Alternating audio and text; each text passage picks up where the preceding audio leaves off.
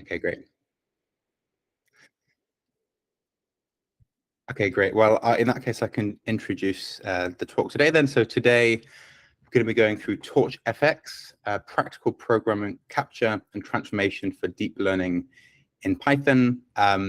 Today, Vatsalya is going to be going through all of that. So without further ado, I'll hand over to Vatsalya, who can kick us off. So yeah, take it away. Yep. Hey everyone, I'm Vatsalya Srivastava, and today I'll be presenting the paper reading session on Torch.fx. So yep, I'm going to share my screen now. There we go. I think that's visible. Yep. Okay. So yeah, like Dan said, Torch.fx, a program capture and transformation library for PyTorch. It is super well known. It's one of the main building blocks of Torch Dynamo, which internally builds Torch.compile, which is currently the best way to deploy PyTorch code. So Torch.fx is one of the most crucial building blocks of PyTorch. So to answer what is Torch.fx, I think we should probably go over some base materials. And one of those being, what is a DAG? A DAG basically stands for directed acyclic graph. It consists of nodes which are connected by directed edges. So basically the illustration you can kind of see here where X is kind of a node and then it's being directed to Z and then Y, W, U, and V. It's heavily used for data processing and compiler optimization. Of course, we will be seeing compiler optimization in Torch.fx, but it's also used in the fields of mathematics and physics heavily because they're super useful for representing data. And of course, due to AI and stuff, it's become more and more applicable now. So that's basically a directed acyclic graph. It's just nodes and edges connected with each other. Another thing that we should probably know, and it's one of the main building blocks of Torch.fx, is symbolic tracing. Symbolic tracing is a method to capture Python functions. Now, I say Python functions, really, if you can get symbolic tracing working on any language, it could be any programming language functions, and represent it as a symbolic computation graph. So basically, symbolic tracing can take any function. In this case, you could see I've written a dummy function to trace, x, w, y, z, u. You can basically apply symbolic tracing and get a computation graph, which basically is a DAG, and it represents those variables as nodes, and they're connected by edges. So u, w, y all point to z, and z points to x. So internally, it's a better way to kind of visualize data and functions, and that's what kind of Torch.fx leverages. It represents functions as symbolic graphs, so they're super easy to visualize, and they're easy to kind of work with. So that's symbolic tracing. I guess another thing we should probably quickly brush up on is what is Torch.nn module. For those who have never used Torch, Torch.nn.module is a fundamental class in PyTorch. It serves as the base class for all neural network modules in PyTorch. It is a key component of PyTorch's neural network building blocks and provides a convenient way to kind of define, organize, and manage trainable parameters and computation of deep learning models written in PyTorch. Here I've kind of put a code example of defining a basic network, with forward pass and stuff in PyTorch using NN. And we'll also be seeing many examples with Torch.nn.module with Torch.fx. So yeah, that's Torch.nn.module. So now back to the question of what is Torch.fx. One of the things that Torch.fx does is it can make DAG representation of deep learning programs, or any other Python function, basically. But I guess deep learning programs more applicable. So it can make DAG representations of anything. And here's kind of an example. So we have import Torch.fx, and I kind of create this dummy function, a mapmul example, which takes two input arguments, a and b, which are just torch.tensor, and of course does torch.multiplication. Now you can use Torch.fx to basically apply symbolic tracing, which is kind of what I mentioned here. You can do it by using Torch.fx.symbolic trace. And then inside of that, you can pass in the function that you want to kind of symbolically trace. And now if you kind of print that mapmul fx, so we made basically a graph, and then if you want to visualize the graph, you call the .graph method, you get the following output. And this is basically fx graphs, what are known as fx graphs, and they're kind of the intermediate representation that Torch.fx works on.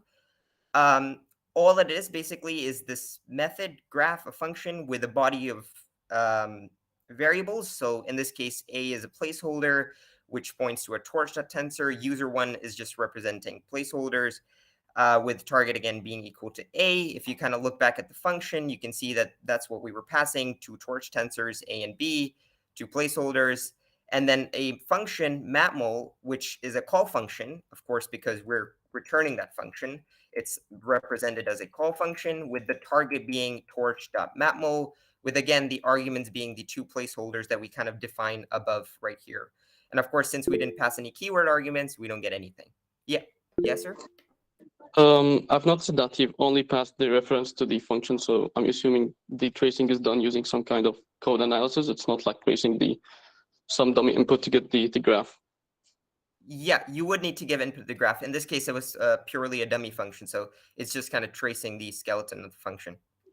Yeah, I mean, it's tracing it using like ASTs or something similar to this. Do you have any idea how exactly. the tracing is done? Yeah, it's using ASTs, Python tree structures, basically, to kind of trace the graph. Thank you. Yeah, thanks. So yep, that's basically the main IR. It's again super simple to kind of understand if you know Python really well. This graph IR is really easy to grasp on compared to something like torch.jit.script, which kind of gives this really low-level intermediate representation, which is hard to kind of grasp. Torch.fx is really easy to get started with. So second thing Torch.fx is, it allows you to transform and optimize PyTorch code once it's been written. So let's say you have a basic model already implemented in PyTorch. You can actually use Torch.fx to transform that model to whatever needs you need, or you can optimize it using, any algorithm that you have in mind. So a good code example for this is, again, we can skip the tracer bits. I'll kind of get to that in the future slides. But for now, all that's relevant is basically node transformations. Torch.fx makes it really easy to kind of change nodes in the graph. So in this case, I kind of go through the nodes in the graph and find the call function. And of course, if you remember, the call function is basically the function that you're returning. So in this case, the call function is, let's say, torch.add. So we kind of do if node.target. Target is going to be torch, basically the target inside the call function.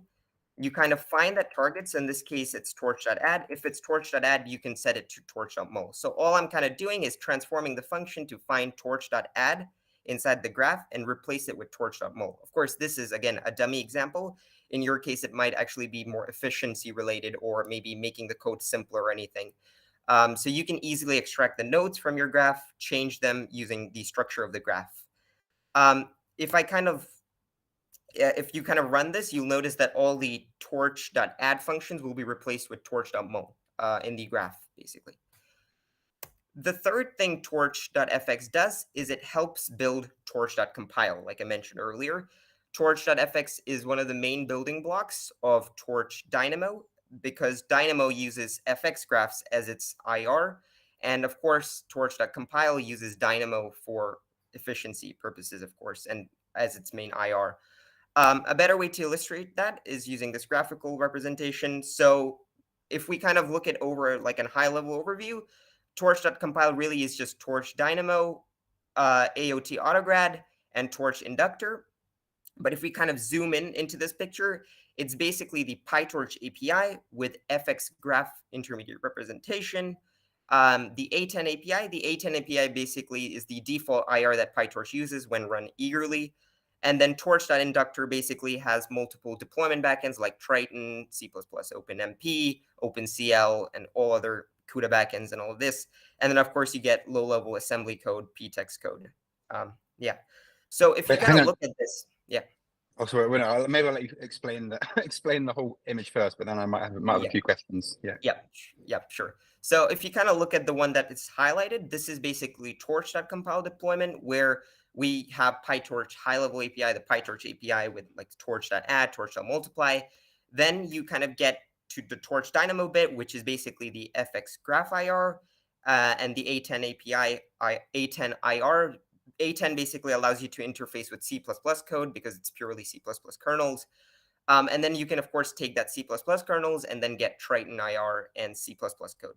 And what you see over here is just another method of deployment in PyTorch where you can directly take the core A10 API and deploy that directly using custom compilers or anything. And the custom compilers could be anything from like MLIR, Torch XLA, or whatever. And this, of course, allows edge deployment on AI accelerators and ASICs. Yeah, so if you kind of look at this, one of the main building blocks of connecting PyTorch API to A10 is actually FX Graph in Torch Dynamo. So that's another application of Torch.fx. I don't know if that. Yeah. Yes, a quick question. Sorry, unfortunately, I had to change device halfway through a moment ago, so I might have missed one slide. But so we have the PyTorch API, obviously, which is this functional API. Obviously, PyTorch can include dynamic elements, so if statements, for loops, etc., are all like valid PyTorch. In fact, anything that Python can do is valid, part of the execution of a PyTorch model. So then, like how does Torch.fx deal with those dynamic elements that are very hard to dagify, let's say? How does it deal with that? And also, what's the relationship? Because I've not dived into these as much as I would have liked. So yeah. Torch Dynamo and Torch.fx. So Torch Dynamo is a broader package which uses FX. So they're not like totally different things. It's like Torch Dynamo is the broader package that does like this compilation, and Torch.fx is the representation that is used by Dynamo. Is that correct? Exactly. So that's actually a good point. Torch.fx itself, like the FX Graph IR, doesn't support dynamic control flow. But Torch Dynamo as a broader package supports dynamic control flow. And the way they kind of do it is, having custom tracing logic inside of Dynamo itself. But Torch.fx, if Torch.fx doesn't support dynamic control flow, then I would have assumed that the way that they do that is by tracing the graph and ignoring the AST. Is that correct? Exactly. Yeah. Yeah, I think that's so. Torch.fx ignore the AST and they do function wrapping of the functions in the API, and they trace recursively the outputs, and they create the DAG, because that's the easy way to do it. Like, I don't know why you would bother looking at the code if you can just if you know exactly the functions and the finite set of functions that you want to to form the graph, then you should do you should just do, kind of like iGraph compiler, you should just do function tracing. And so you think so that's what Torch.fx does, and then Dynamo does Dynamo then analyze the AST as well, and then it can therefore correctly identify which areas to turn into a DAG and which areas to leave as pure Python scripts? Yeah, exactly. Torch Dynamo does a lot of things. So it actually takes a lot of logic from, Torch.fx, when they initially released Torch.fx and Torch.jit.script were kind of really different things. Torch.jit.script was meant for pure deployment, while Torch.fx was meant for analyzing the graph and then kind of optimizing it. Torch Dynamo takes both of them and kind of combines them into one single package, which deals with all edge cases. But I see it does more than that, because just to clarify, Torch.jit does more. It does more than that, but Torch.jit.script is even more constrained. Torch.jit.script requires incredibly strong type hints on the functions and everything. Is very, very few, at least when I was using it a while ago, but very few PyTorch functions can be JIT scripted, because basically anything that's remotely dynamic, where the arguments aren't fully, even an argument with a union in the type hint was not JIT scriptable in PyTorch. So if you have any function that has more than one data type that can be passed in, then you couldn't compile this with JIT script. Maybe that's changed now. But JIT script is very restrictive on what can be compiled. It has to be incredibly static. Then Torch.fx, I guess, is also quite static because it's a DAG. But then how does Dynamo combine the two? Do you know? They do a lot of things. I can't probably pinpoint exactly what they do. But they added a lot of custom logic, specifically taking from A10 and FX and JIT script and already existing ecosystems in Torch. And they kind of created this really nice solution which deals with dynamic elements in the graph. And of course, it's not as restrictive as Torch.jit.script because it uses FX as the graph IR, so you don't need to have it statically typed. I guess you just use graph breaks, kind of similar to what Torch XLA does, where basically, obviously the parts that cannot be turned into a DAG, which might be some very heavy, I don't know, dynamic stuff. They maybe just then have that as a separate Python that does run using the global interpreter lock on Python.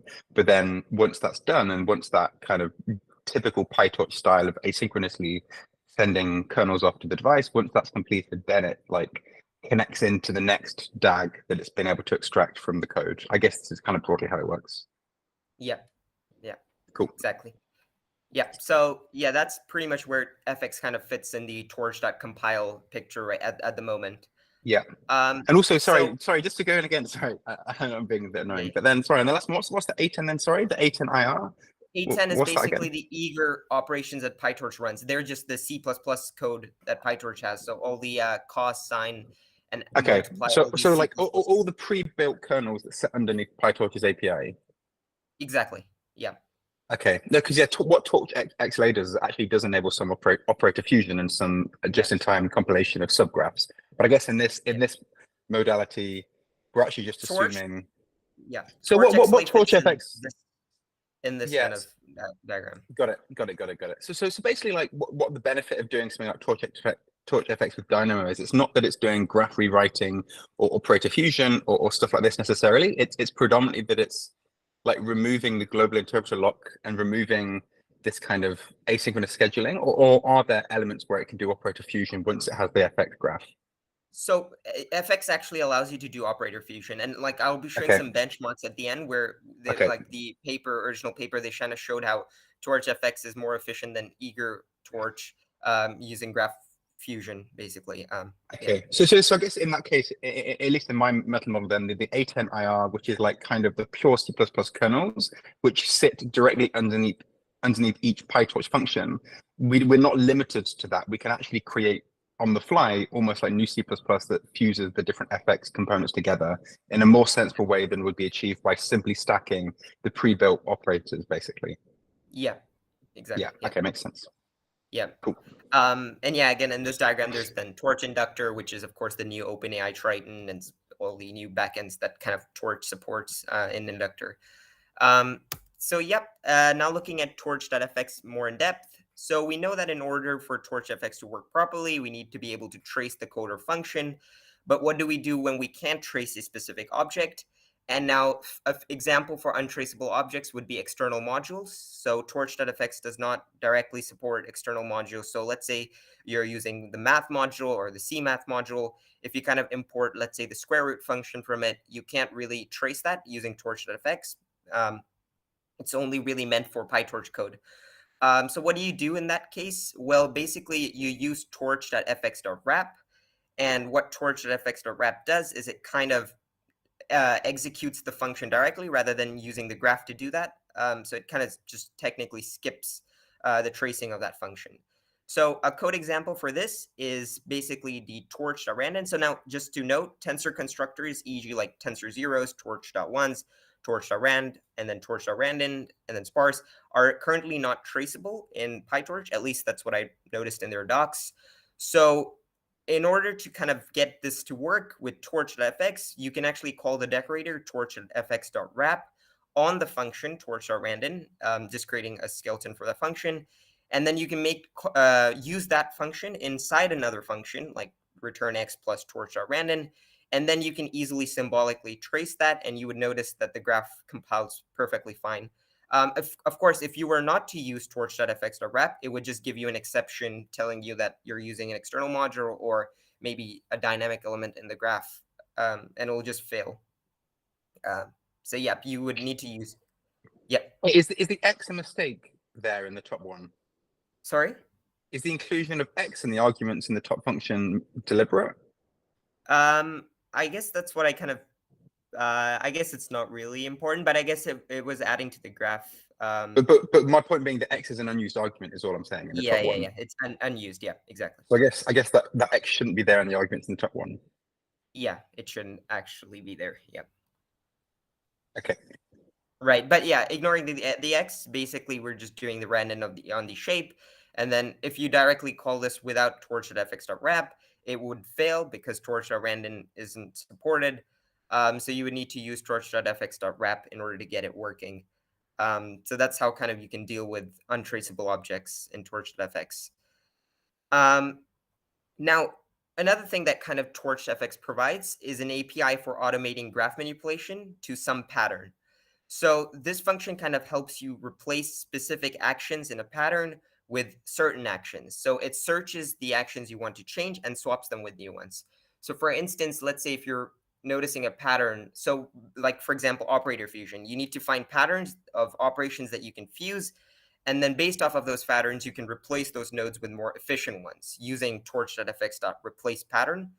And kind of a code example for this, again, a big code example, but I can probably show you the high level of this, would be here's like a basic module function with like a forward of torch.neg, torch.cat, and then of course, torch.max being returned.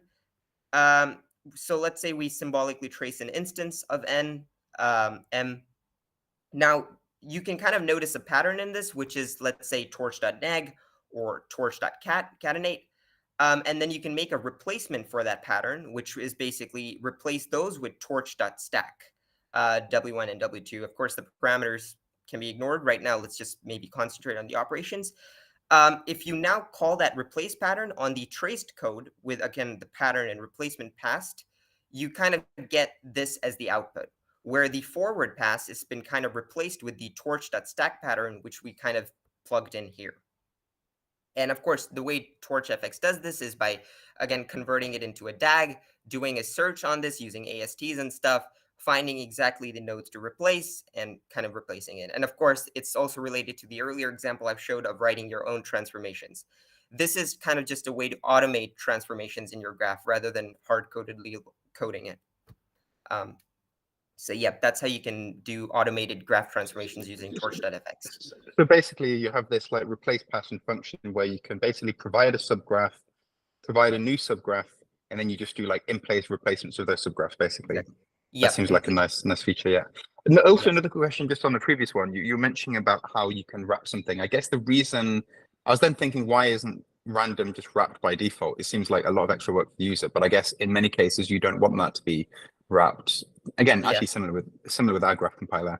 With anything that's not like tracing the outputs to the inputs together, sometimes you want that to just be kind of implicitly in the graph, and you actually might want to lock in the values of the random numbers that were generated. Let's say you're tracing the forward pass of a network and you're passing the input image and you want to get the output image, and obviously there's some randomness or something, I don't know. Well, actually, I guess in that case there's not, because it's the weights, but yeah, there might be some randomness that's created on the fly, but I guess you might want to bake that into the function, I suppose.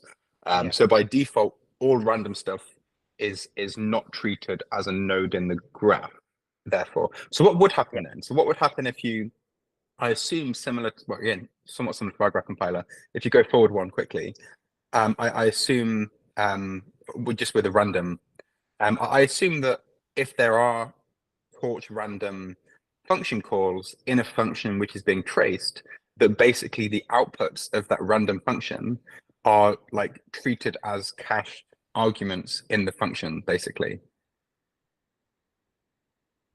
Sorry? I know, but I don't think X can. I don't think X is needed, because X isn't passed in. The random is a generator that only is conditioned on shape.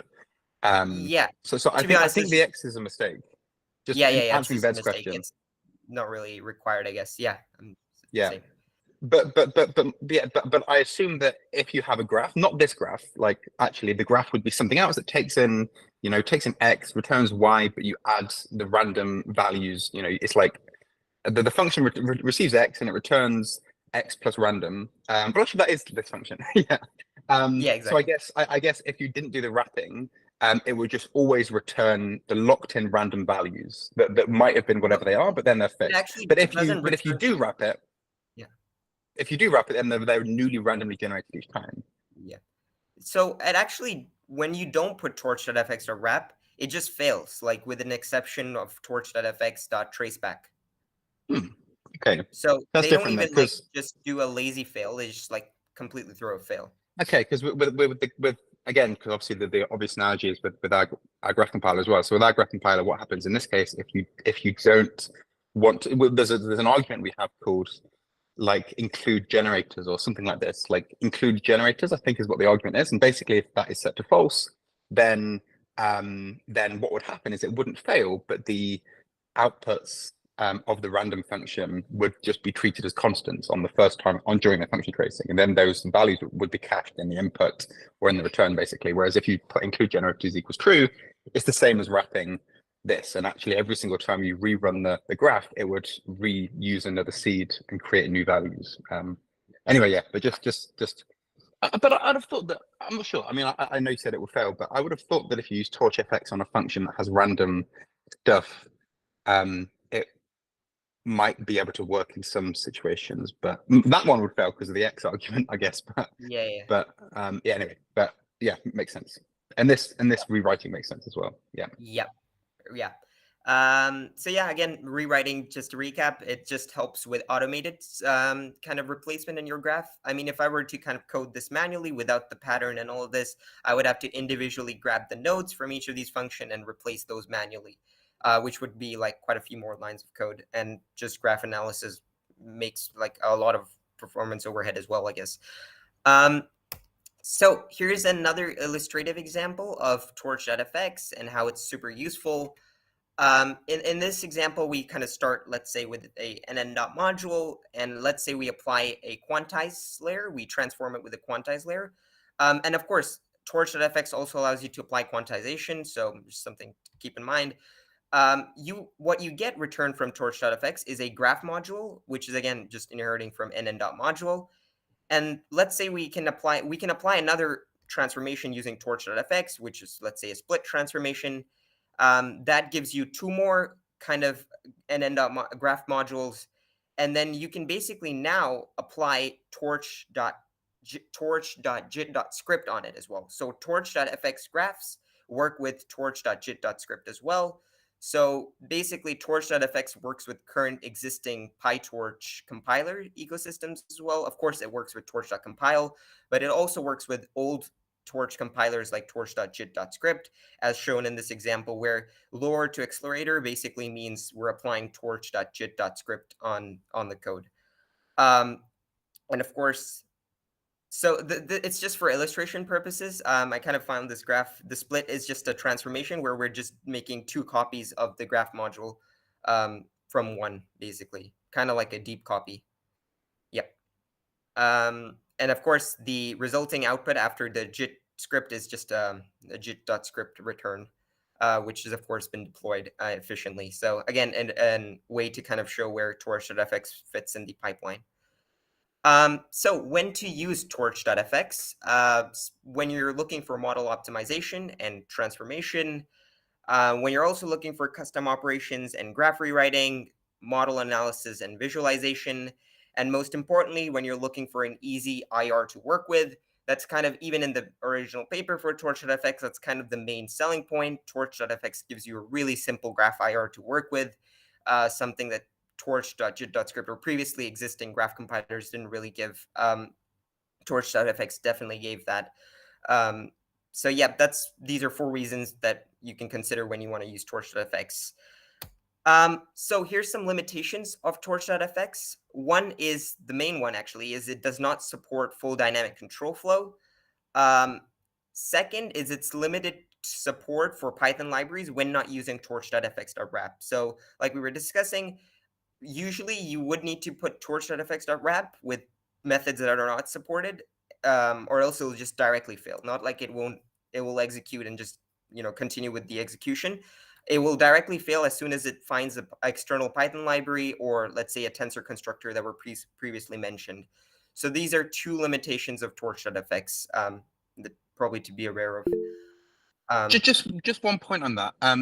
From my assumption a little bit, because of the fact that this uses function tracing, I would guess that basically that it wouldn't fail like that brittly if there is a function that does a load of crazy stuff, none of which is related to the PyTorch function API, but then it's like, let's say it's cast as a torch tensor, and I would assume we'll have to play around with it a bit, but I would assume that it would fail somewhat gracefully if there's a lot of stuff happening in the function that is not tracked by the function tracing, but then like interacts with the output at some point. And the obvious thing to do in that case is to just treat it as a constant, similar to the random generation. Like if you generate a random tensor, and then this isn't wrapped as part of the graph, and then that random tensor interacts with the DAG in some way, then really the obvious thing is just to treat that random tensor as a constant. Same with anything else using another Python library. Let's say you have a PyTorch tensor and you do some, like, I don't know, use the map library on it or something, I don't know, or you do some for loops and some stuff that's all dynamic, and then at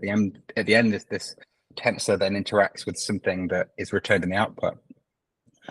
Yeah, I'm curious to see when and where it does and doesn't fail, because I would assume that it doesn't just always fail. It does just sometimes treat it as a constant, but I'm not sure. One thing I could probably say is that when it does fail in those cases, especially when you're using external libraries, it does kind of compile a graph for you where it kind of shows you the exact line where the graph is failing. Right. So it does fail somewhat gracefully, like it's not a unreadable traceback, which they gave. So, but it does fail, but it's kind of readable, and it kind of already tells you that you should be probably using Torch.fx.wrap on the function. Okay. I wonder why it fails and not just treats it as a constant, or maybe there's a way to treat it as a constant, because sometimes you might want that to just be not wrapped. You might not always want the random code generation to always be part of the graph itself. But yeah, anyway, yeah, makes sense. Yeah, I guess Yasser, you probably had a point. Maybe it's been answered. Yeah, a small question. Not sure if it was answered regarding the first point on the limitations slide. So it doesn't support full dynamic control flow. Like, what kind of control flow does it not support? So, so just for context, dynamic control flow stands for operations which can kind of change their path of execution at runtime. Basically, operations like if, for loops, if statements, for loops, all of these things like control flow operations. And dynamic basically stands for like the ability for it to change its nature at runtime. There's also static control flow where they don't change their nature during runtime, which is supported in Torch.fx. Static control flow is supported, but dynamic isn't at the moment. No, sorry, go ahead, Yasser. Yeah, I mean, like, by full dynamic control flow, like I get if and whiles and for loops, like which ones do work and which don't. That's like more of my question. So they don't support if statements. They don't support for loops. I believe they don't support try statements as well in the FX graph, and try and except statements. These are the only ones that I'm aware of that they don't support. Yeah. I guess it does support dynamic shapes though, unlike so obviously, like, I mean, I assume Torch.fx is in this kind of middle ground where obviously it's a DAG, but a DAG of the PyTorch functions. It's not as like it's not the graph isn't as static as, let's say, an XLA graph or something, whereby the shapes even themselves need to be known at compile time. I assume, for example, that Torch.fx supports dynamic shapes. Yeah, it does. Yeah, it supports dynamic shapes, and that's because obviously it's not like literally being compiled into machine code or something at the time of extracting the Torch.fx graph. Although that does pose an interesting question, which is, so if Torch.fx supports dynamic shapes, and if Torch.fx apparently also supports operator fusion and some graph analysis and optimizations, I wonder how they deal with dynamic shapes when doing things like operator fusion. Is it how high level and how low level are these graph rewrites and operator fusion stuff that's being done? It's super high level. It's mostly on their graph level, so it's the FX graph level basically. So it's the FX graph level itself. So, like, for example, replacing functions in the functional API with other functions in the functional API. So it's like a very high level kind of analysis. Yeah. Okay. Even like the paper that's this kind of based off, they show an example of where they take the graph IR from some, I think, convolution network, and then they kind of show the resulting graph IR once the operator fusion has been kind of applied. And what would fusion look like then? Because I know that I know that compared to things like JAX, I mean, JAX obviously is a thin layer on top of XLA, and generally the number of operators is kept relatively small because you can compose these in the graph and you can do graph rewriting and graph analysis, so you don't need many operations. In contrast, PyTorch has many operators because PyTorch typically doesn't do graph analysis, and actually therefore the best solution to get something working pretty efficiently is to write custom C++ kernels for a whole different host of different potential functions and then just like hope that the user chooses the most efficient ones. But what that means, I suppose, is that there is actually quite a big pool of functions to choose from when you're doing operator fusion and operator rewriting. So is your understanding that when Torch.fx does like quote operator fusion, basically what it's doing is taking subgraphs and finding appropriate high-level functions in the PyTorch function API and replacing the subgraph with that function? Is this more what you think it's doing when it does optimizations? So as far as I know, that Torch.fx basically kind of depends on the transformation that you're writing for operator fusion. Right. It doesn't And that's all high level. Exactly, all high level. So Okay. it's not a good comparison to probably put it against XLA, but which kind of does the search for you. In the case of Torch.fx, you would need to do something like the pattern search that I kind of mentioned before. Where, I mean, that's like one of the reasons why Torch.compile is better for deployment. It's because it kind of does the searching to some extent. Because it supports Triton and stuff. I think Torch.compile now includes Dynamo and FX in its workflow though. They're not orthogonal, I don't think. This is involved as well. Yeah. Okay, makes sense. But there's nothing automated in there. So it's not like, again, just focusing on the Dynamo and the Torch.fx level, just focusing there. So it's not like this ever delves into the world of C++. It only stays in the world of graphs, basically. Yeah. I mean, if they were to go into the C++ level, it really just kind of doesn't stick with the Torch.fx selling point, which is like easy graph IR to work with. Makes sense. So there is, yes, Yosha? So just I just have one more question regarding like this dynamic shape stuff. Yeah. So you said like FX does support dynamic shapes, but it does not support dynamic control flow. So like, are they different or what? Because like, let's say if I have a condition, if x dot shape is greater than 2, and do something, and if it's not, then do something else. So is like that. Is this what dynamic shape is, or dynamic shape? No. Well, I can quickly say that dynamic shapes is more just when the functions don't have the shape baked in. So let's say even just something like x plus y as a graph, like just x plus y and return the result, that can either support dynamic shapes or not. It might be that this now needs an array that has like 100 dimensions and it will fail if it's got 101. This is what XLA kind of will do to some extent. The if statements, the for loops will still not work, but it just means that the graph doesn't require your input to be of a particular shape. That's all it means. That's what I suspected actually. So Matt said he just quickly tested it with Torch Rand and it does treat the output as a constant. So that's what I assumed it probably does. That's interesting because in the documentation they kind of showed this would fail, which is interesting. Maybe they haven't updated the docs. Okay, yeah. I mean, I guess you're going to dive into the complete depth of that, but that's what I assumed. I think it's therefore somewhat similar to the way we do it in our graph compiler as well, which is that it will trace the graph, and probably it says it will fail because let's assume that the randomness is something that you want to have captured as part of your function. In that sense, it does fail because having a constant, never changing random numbers is a form of failure if it's not what you wanted, I suppose. But back to like the limitations. So there is actually a way you can deal with, limitations that Torch.fx has. And the way you can kind of do that is kind of changing the tracing logic that Torch.fx does by default. And the way you can do that is writing your own tracer class, which is inheriting from the tracer class of Torch.fx. So in Torch.fx, we can use the tracer class that underlies the implementation of symbolic trace, which is how Torch.fx creates its graph.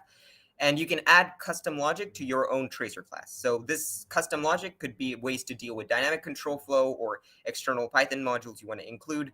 So here's kind of a code example. Of course, I didn't really write any custom tracer logic, but it kind of depends on your use case. This could really be anything. So it needs to inherit from the torch.fx.tracer class, and then you can basically apply it on any of your modules that kind of exist or any of your PyTorch code that kind of exists. And you can use that to trace your module instead of using the default one. And then, of course, you can kind of print the traced graph from that. So that's one way to deal with the limitations of Torch.fx. Of course, it's not a foolproof way because this requires a lot of effort from the user's end, really. So, yeah, I guess this is one hacky way to kind of deal with these edge cases. Just to understand then, sorry. So my custom tracer, what would happen is, what are the functions that you override? What are the functions to override in the tracer?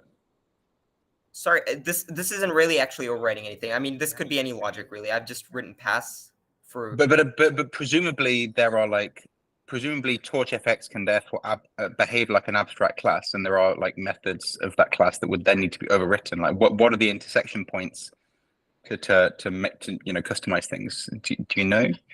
No, So it's probably the methods inside the tracer class that you're inheriting. Yeah, sure. No, I was meaning what methods are they? No. So there's one I believe called leaf node, which is one of the ways you can kind of deal with most of the dynamic control flow issues. But again, not too sure at the top of my head on what they exactly are. So.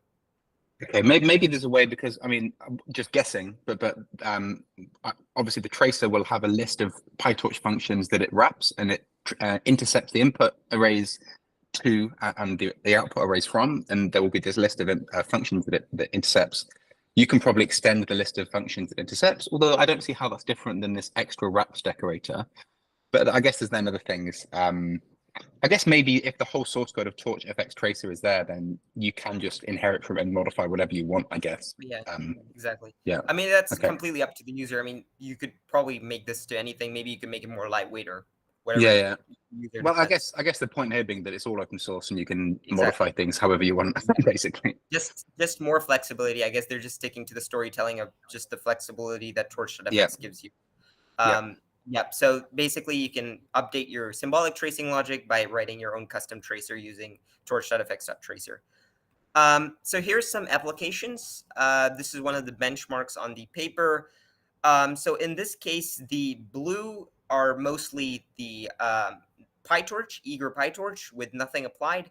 And the orange ones are basically ones where we use Torch.fx to do fusion. So in this case, it's fused. And of course, the benchmarks were run on a ResNet 50 model on NVIDIA Tesla V100, with the CPU being a Xeon Gold 6138. So as you can see, Torch.fx is a good bit faster on CPU threaded. It does okay on terms of GPU performance. For Fusion, it's pretty slow compared to something like XLA or anything. And same story with CPU unthreaded. It's okay in performance. It probably does best in CPU threaded in terms of performance. So do you know what the fusions were done here? So I believe it was confusion, I believe.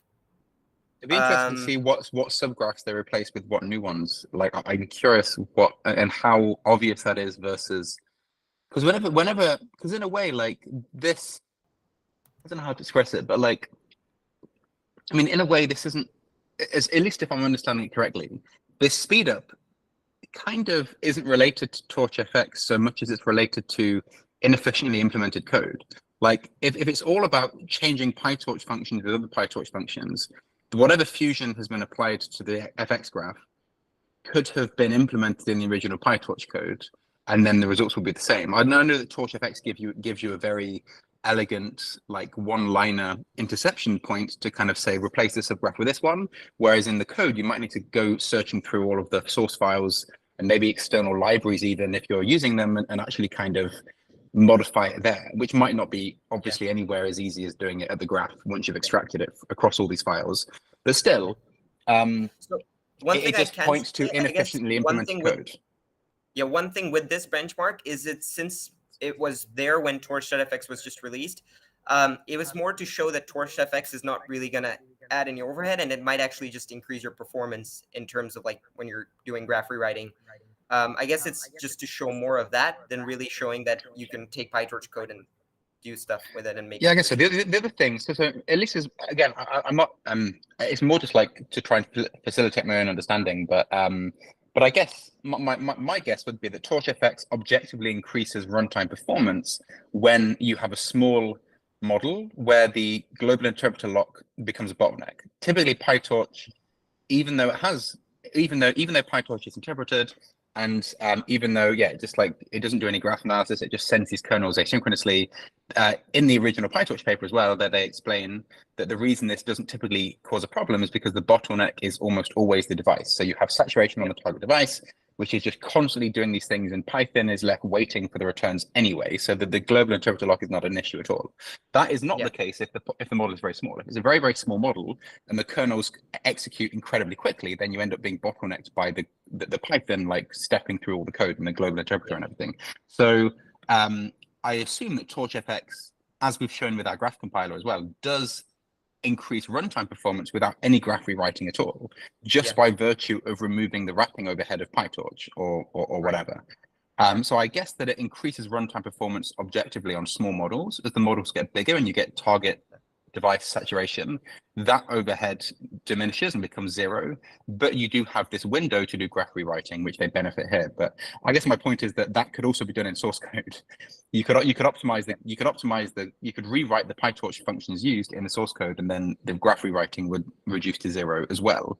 And also the wrapping improvements would also reduce to zero, and you would end up at the same runtime speed. But so I guess anyway, just some points that I think are worth mentioning. But also, I just checked. This basically is done with convolution batch norm fusion.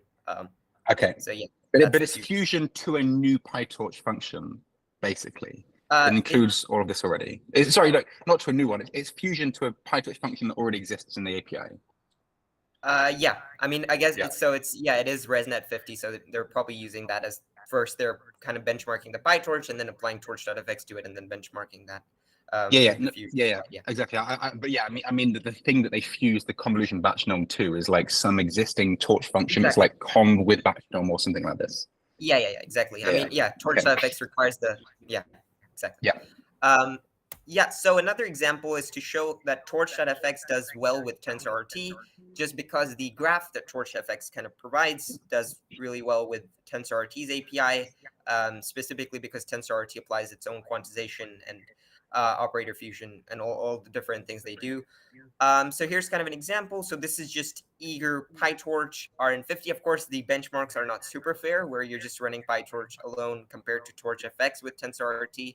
But it's still interesting to see how easy Torch.fx makes things.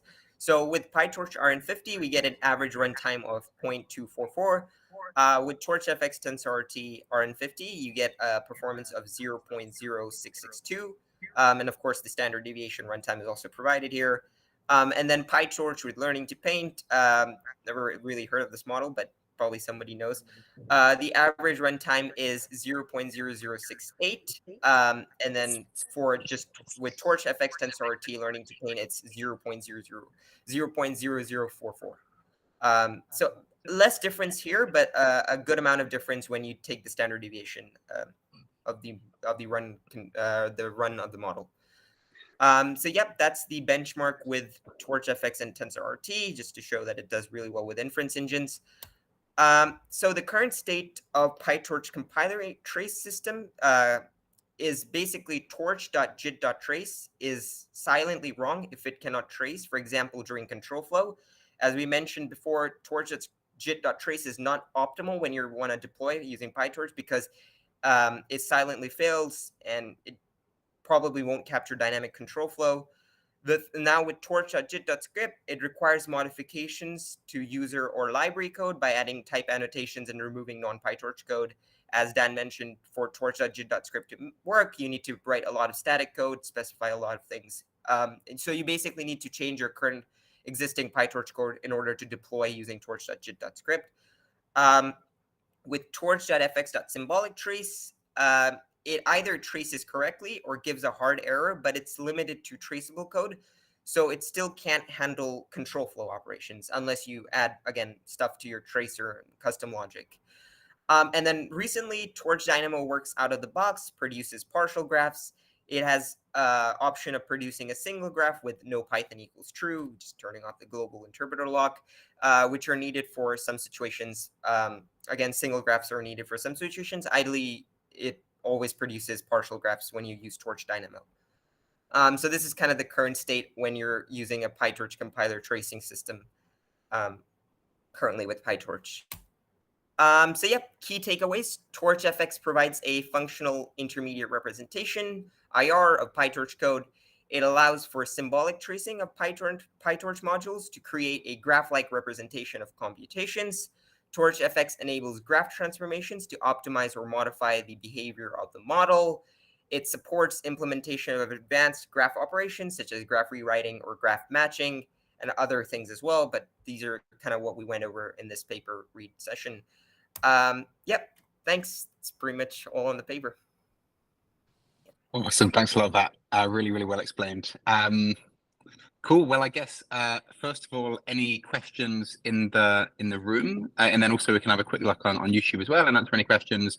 I also want to apologize again for my crazy, strange video angle. My laptop charger and adapter was stolen just before the call in the hotel lobby, so I'm now having to makeshift do it on my phone, and I'm gonna have to buy a new one. But yeah, so sorry about the slightly kind of like huge size of my hands when I'm typing. Yeah, so yeah, still better than Yasser's camera angle. Well, he always have his fingers in the shot. Yeah. Anyway, any questions at all in the room? And also, Yasser, would you mind having a quick look on YouTube just in case there's any there? So, Ved, yeah, you got a question? Yep. So basically, there's this blog where they explain how they apply operator fusion using their own neural network compiler on that ahead of time autograph IR which you get. So is that the operator fusion which was being referred to in the table, or are we talking about something else there? In the table at the end, I guess, where those results came through. Yeah. So how was that operator fusion done? Was it done through this compiler, or was it done through? That was purely with method? Torch.fx. Like they coded the custom logic purely in Torch.fx using the right Torch.fx IR. And I guess it was an old paper, probably before even this was there. Yep. Got it. Thanks. The thing you're sharing, Ved, what kind of operator fusion does that refer to? Is it still just modifying functions in the PyTorch API with other functions in the PyTorch API, or is it something different, Ved? I think this is pointing to something lower than lower, because like they've put their compiler in the same bracket as TVM and NVFuser, and I suppose that means it's kind of lowering it further when doing the operator fusion. Right. So is that your understanding? Yep, go on that. No. I was just going to ask. I was just going to ask if your understanding is that FX now opening its doors up to slightly lower operator fusion using maybe PyTorch's C++ API in its own kind of C++ levels of abstraction, or do you still think that FX is limited entirely to mixing and matching Python API functions and anything more? So Torch.fx currently is only meant for graph-to-graph transformation and source-to-source one, not actually low-level code, only like high-level PyTorch code. Okay. So it's not definitely opening its doors for low-level stuff. Specifically after Torch.compile, there's actually no need.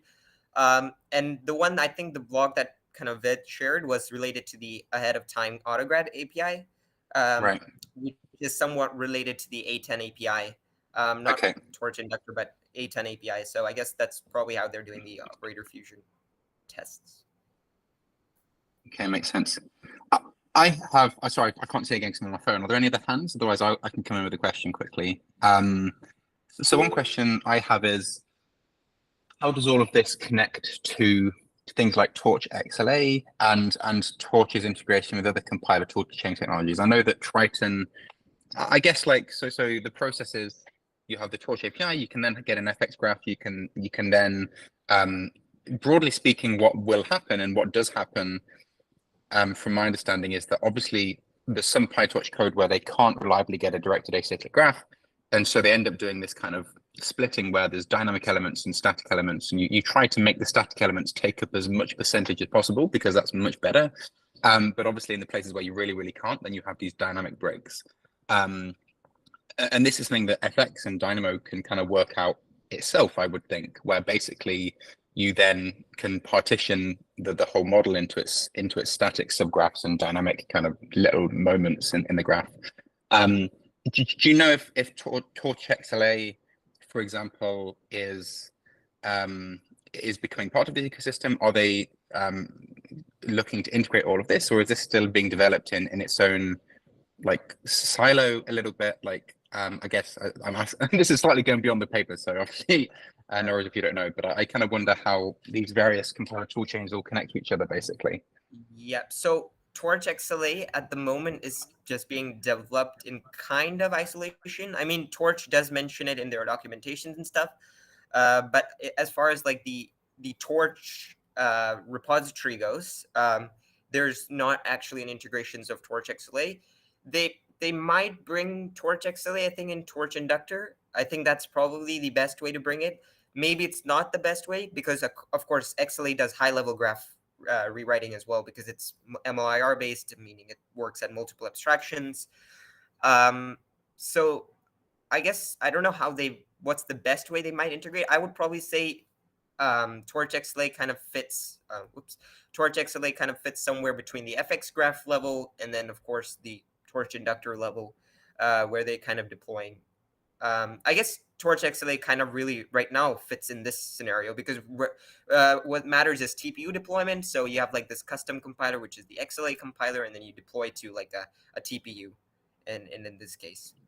Yeah, makes sense. And yeah, I think Torch and Inductor broadly are doing quite a breadth-first search in terms of integrations. Yeah. Anyway. Yeah. Any questions at all? Maybe not, but any questions at all on the YouTube channel, Yasser? There doesn't seem to be any. Like someone confirmed though. Not sure if it's on my side only. I assume it's probably correct. I guess Abhimanyu had his hand raised. Oh yeah, Abhimanyu, yeah. I had this question about like, so suppose we have a custom ASIC that does some fancy computation, and so it wants to support PyTorch. Basically, it wants to run PyTorch code. So would the ideal pipeline be like this? Like, so PyTorch code, it goes to the FX code, and then it goes to A10IR.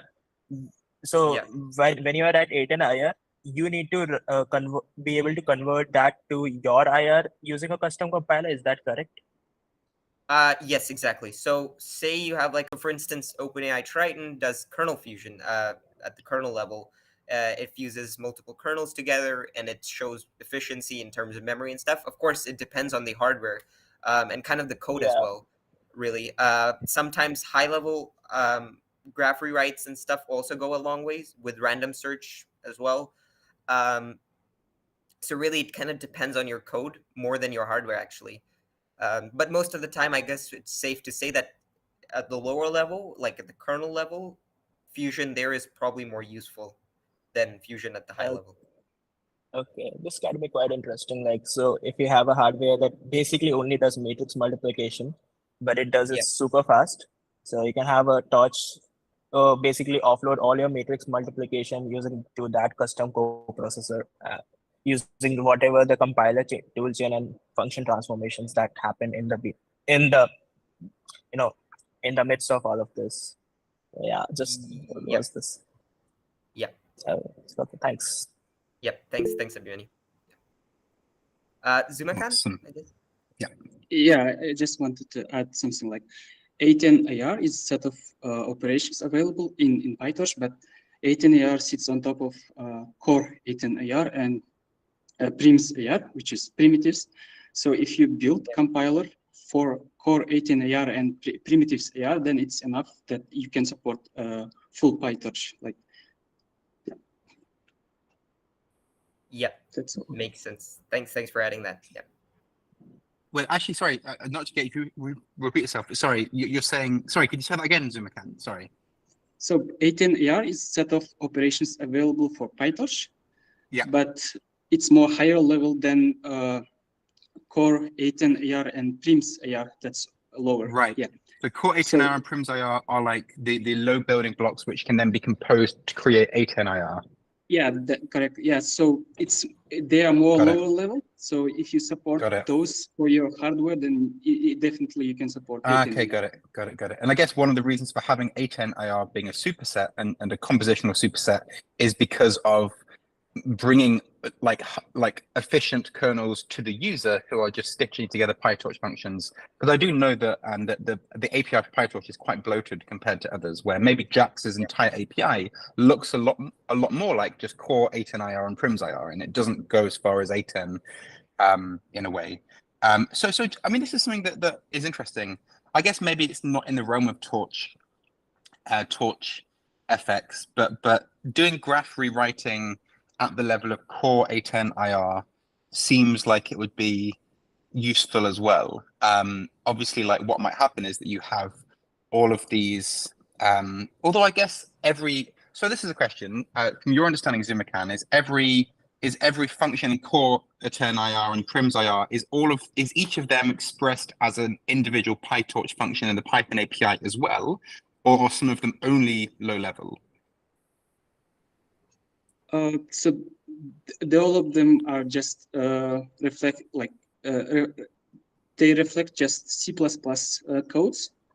So prims AR it basically starts from primitives AR, which are like addition, multiplication, those basic operations, and then there is core A10 AR. I'm not sure how those two are related, but I'm sure that A10 AR sits on top of those two only. Yeah. I guess my point more being like, are they also exposed as direct PyTorch functions pretty much? I guess maybe they are if it's things like addition and multiplication and stuff. Because basically, if Torch.fx is limited to only manipulating the graph with PyTorch functions, but if all of these APIs are exposed as PyTorch functions directly, then there's no limitation on a graph rewriting at all. It has full. You can access them using a C++ API, but I'm not sure if you can do it using Python API. Okay. Well, you could do it. I guess Torch kind of does a lot of wrapping in PyBind 11, which exposes these functions in pure Python. That's why this pipeline is kind of separate, because you can sort of get your functions to work with core A10 IR and then compile the resulting C++ code with your custom compiler. I guess my main point is just, I don't know where it happens, if it's in Torch.fx or lower, but there should be a point where you can do graph rewriting that includes core A10 and prims IR.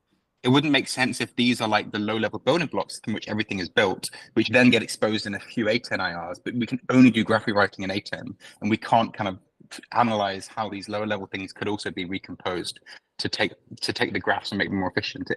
It feels like there should be graph rewriting abilities at the core A10 IR and the prims IR level as well.